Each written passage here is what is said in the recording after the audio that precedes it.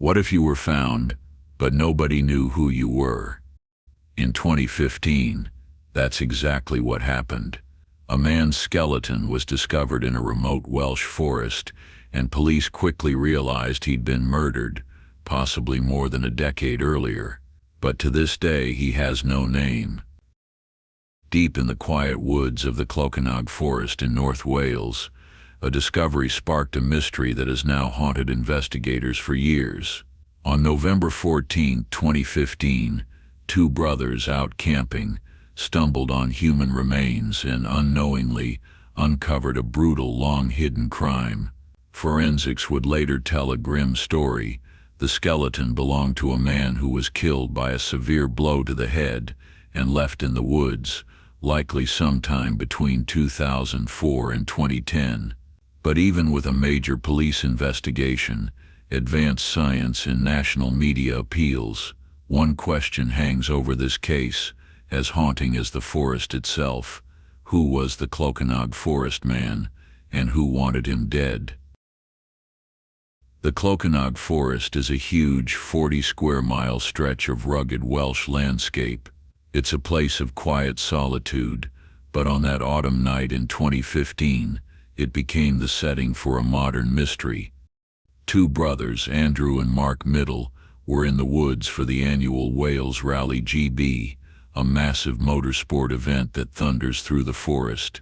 While they were out looking for firewood in the dark, one of them made a gruesome find, a human skull partially hidden by moss. The police were called right away, and they began a painstaking 5-week search of the area. Tucked away in the dense woodland, they found an almost complete skeleton. Investigators could tell the body had been there for a long time, anywhere from 5 to 10 years, left just yards from a forest road, but completely swallowed by the trees. It was clear he'd been murdered somewhere else, and his body dumped, left to the elements. They managed to get a full DNA profile, but when they ran it through the national databases, there was nothing, no match. The man was a ghost. With no name, forensic teams had to build a picture of the victim from his bones. They figured out he was an older man, probably in his 60s, and stood somewhere between 5'8" and 5'10". He was also described as having been well built. His skeleton told the story of a life lived with quite a bit of pain. He suffered from arthritis and had a fused vertebrae in his spine, which would have seriously limited his movement and caused him a lot of discomfort. He'd also had other injuries in his life, like a broken nose and a possible fracture to his wrist. But maybe the most distinctive clues came from his mouth. He was missing several teeth, suggesting he might have neglected his health at some point. Yet later in life he'd had high-quality, complex dental work done, including crowns.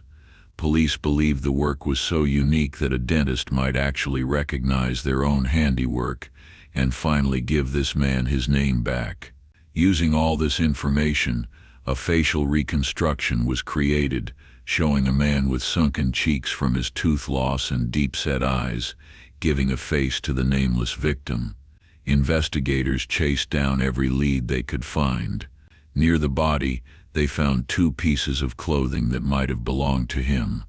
The first was a dark green Pringle of Scotland sweater, the style they made between 2000 and 2004. The second was what was left of some dark red Marks and Spencer underwear from a line sold back in 1999. These tiny scraps of fabric were some of the only possessions found at the scene. The case was featured on the BBC's Crime Watch program, and a year after he was found, police handed out leaflets with his reconstructed face at the Wales Rally, hoping someone who frequented the forest might remember him. Dozens of calls came in, but none of them led to an actual identification. The man from the forest was still a complete unknown. In a strange twist, one of the most unsettling leads came from an infamous source, serial killer Peter Moore. Moore, who was convicted in 1995 for murdering 4 men, had buried one of his victims not far from where the skeleton was found. From prison, Moore claimed he knew who the Clocaenog Forest man was, saying he was a mature university student who disappeared in 1996. Police looked into it thoroughly but eventually ruled it out. The timeline just didn't fit the evidence, especially the manufacturing dates of the clothing. It was another frustrating dead end. Years have now passed since that night in the Welsh forest. The case is still open, a silent testament to a life that was violently taken and a name that was lost. The Clocaenog Forest man was someone's son, maybe even a father or a brother. He lived a real life full of experiences and marked by physical pain, yet he remains a phantom. Who was he, and why was he left so brutally in the middle of nowhere? These are the questions that still echo through the trees, waiting for an answer. Police believe that someone, somewhere has to know who this man is. Sharing his story and keeping his face out there is one of the best chances this case has. If you found this mystery as compelling as I do, please subscribe for more deep dives into unsolved cases. And if you have any respectful theories about the Clocaenog Forest man, share them in the comments below. You never know what small detail could spark a new conversation and maybe a new lead.